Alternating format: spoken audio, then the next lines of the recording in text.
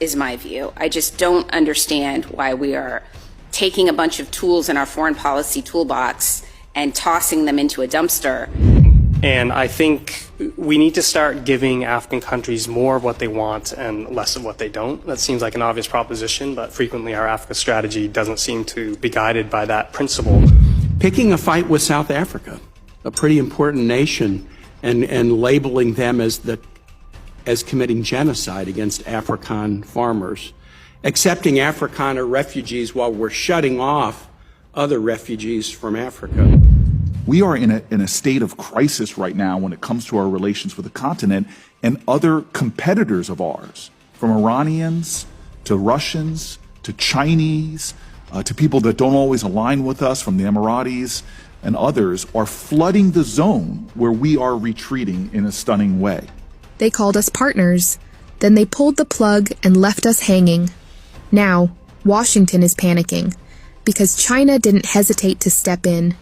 This is the real reason Africa is being fought over like a prize, and what you're about to hear wasn't meant for your ears. For decades, America ran programs across Africa that supported education, health, and entrepreneurship. But under the Trump administration, those were quietly cut. No warnings, no consultations. Programs like PEPFAR, MCC, and YALI gone. Now, U.S. senators are panicking because China is filling the void fast. In this clip, U.S. lawmakers admit the damage, and they're terrified of what happens next. But Mr. Meservey, thank you for your testimony. What I hear from both of you is more engagement, not less. More of what we have done that works, and that the abrupt and chaotic closure of a very wide range of our most effective tools for engaging with Africa, from the MCC to YALI to the PEPFAR program, puts all of this at risk. Mr. Chairman, if I might, given your opening comments in the exchange, I'd love to work with you on clarifying the U.S.-Kenya relationship. Their foreign minister and national security advisor were just here last week meeting with the president and folks at the White House, and I agree with you that some of those statements with the PRC are very concerning given the deep and long relationship and the security relationship we have with regards to al-Shabaab in Somalia. It's disappointing, to say the least. You referenced how important it is that there be more students from Africa coming to the United States. Well, I've got a solution for you. It's a 15-year-old program called the Young African Leaders Initiative that has sent 20,000 vetted, promising African students to the United States. The University of Delaware happens to be one of the 20 hosting universities at a very modest cost that is about to be shut down. Not a good idea. It brings promising young African leaders to the United States for a summer to meet with businesses and entrepreneurs, to meet with civil society, to convene in Washington, and then go to 20 different states all over the country. One of many things I don't think we should shut down. To the point you just made, Ambassador Gavin, the Millennium Challenge Corporation, MCC, launched under President Bush, explicitly used corruption and combating corruption, reducing corruption as one of the key indicators for whether or not a country would get a long-term development partnership with the United States. It is all but closed. Most of its staff have been laid off. Many of its compacts have been shut down. PEPFAR, Mr. Meservey, is all but closed. It has been trimmed dramatically from its scope. A 25-year-old program, long deserving of bipartisan support.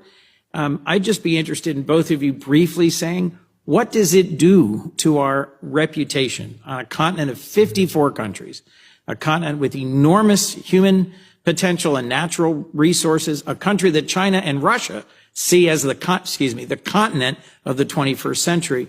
What's it do to our place in East Africa and across the continent if we abruptly shut down these long-standing, demonstrated, and effective programs? Madam Ambassador, and then Mr. Meservey. Thank you, Senator. It is incredibly self-defeating, is my view. I just don't understand why we are taking a bunch of tools in our foreign policy toolbox and tossing them into a dumpster. I think the term was a wood chipper. Okay, I suppose so. It's tougher to reassemble things that have been put through a wood chipper than things that have gone through a reasoned considerable review, which Oh, is the sure. process No, that we reforms should have make- gone through, is Yeah. to have this body, Congress, work with the new administration to say, okay, trim this, reform this, change this, shutter this, expand this. That's not what happened.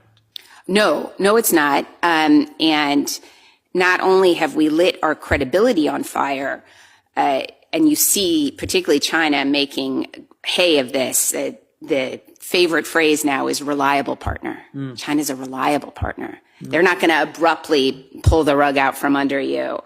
And I think that, some of the kind of knock-on effects, consider the tens of thousands of health workers in Kenya who are out of work now. These are educated, engaged citizens, and the messaging we want to do about this long relationship with Kenya, it's at odds with their lived experience now. And I'm about out of time. I've got less than a minute. Sorry. Ms. Zervi, if I might.